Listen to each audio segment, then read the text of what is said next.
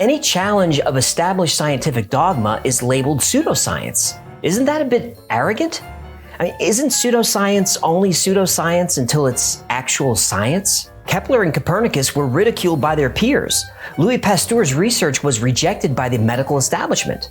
Gregor Mendel, Nikola Tesla, initially they were rejected. Imagine the hate they'd get if Twitter existed? But that's a long time ago. Surely we've matured since then. Think about this.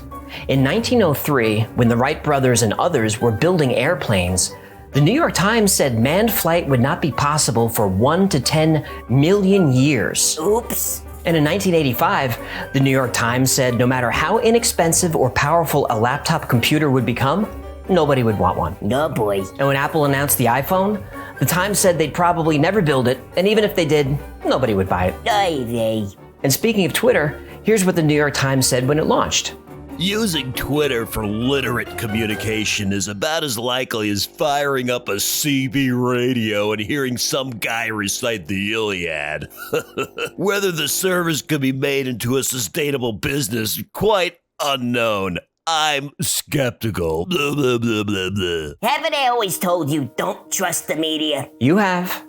If you suggest that levitating heavy objects with sound or creating free energy is even possible, you're viciously attacked. Not just by Facebook and Twitter, but by the New York freaking Times. Aren't new ideas worth exploring?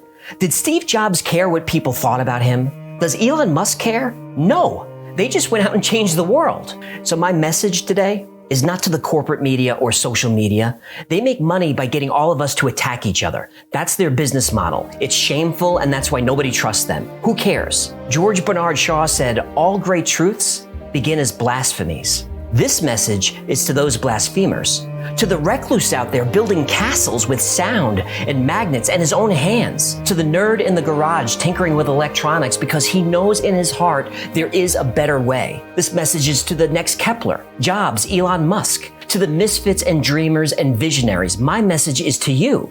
They are going to attack you. They are going to hate you. Ignore them.